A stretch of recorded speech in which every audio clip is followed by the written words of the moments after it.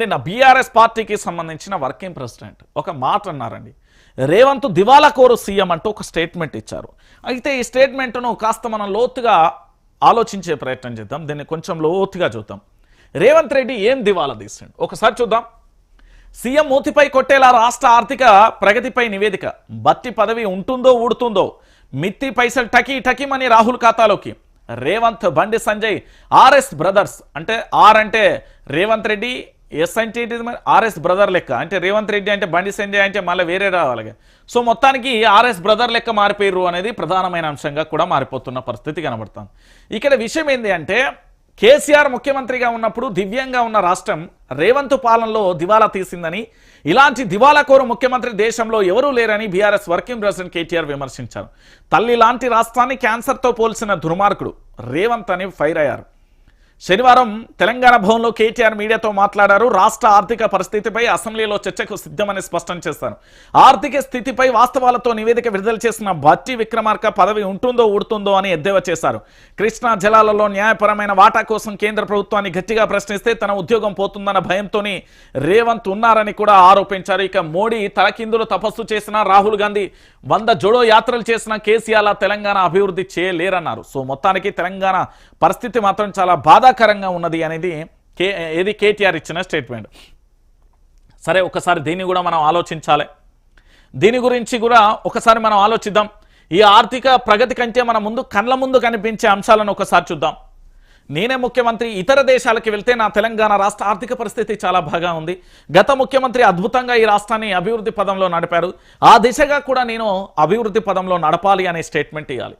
కానీ మన ముఖ్యమంత్రి యనుమల రేవంత్ రెడ్డి ఇతర దేశాలకు వెళ్ళినప్పుడు ఇచ్చిన స్టేట్మెంట్ ఏంటి అంటే, మా రాష్ట్రం అప్పులల్లో ఉంది, మా రాష్ట్రాన్ని మొత్తం ఆగమాగం చేసిర్రు అనే స్టేట్మెంట్ ఇచ్చిండు.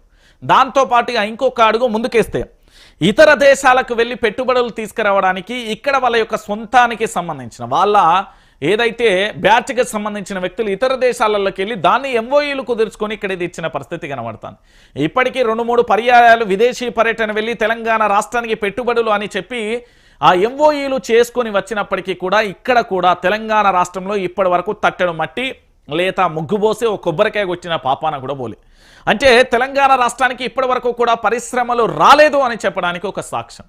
ఇక ఇంకో విషయం ఏంటంటే, ఇక్కడ ఆర్థిక వృద్ధి కానీ ఆర్థిక వృద్ధి రేటు కానీ ఆర్థిక ప్రగతి పదంలో నడవాలంటే 3 ముఖ్యాంశాలు ఉంటాయి. ఎందుకు అంటే ఇక్కడ తెలంగాణ ప్రాంత ప్రజలందరికీ తెలుసు, తెలంగాణలో ఎక్కువ శాతం ఆధారపడి జీవనాధారం కొనసాగించేది వ్యవసాయం మీద, పరిశ్రమలో ఇతరత్ర కాదు, అది సెకండరీ.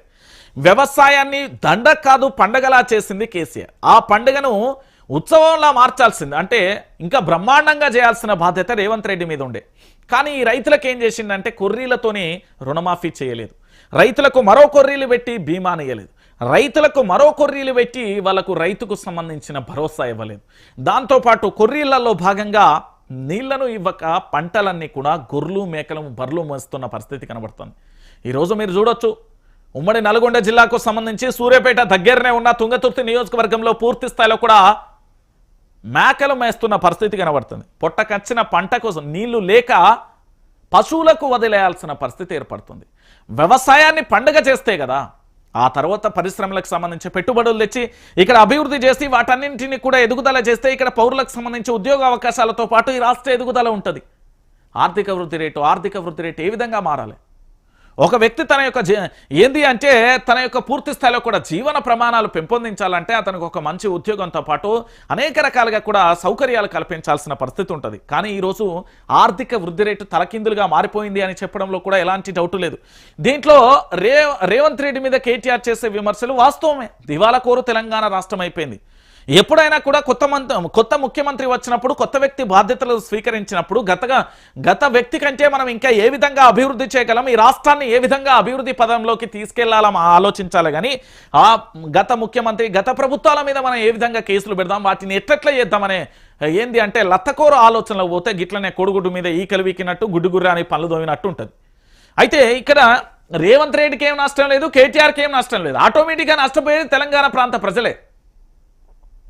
నేను ఎందుకు చెప్తున్నా అంటే విమర్శలో భాగంగా కేటీఆర్ దిట్ట, కానీ పని చేయడంలో కూడా ప్రభుత్వాన్ని దిట్టగా ఉండాలి కదా.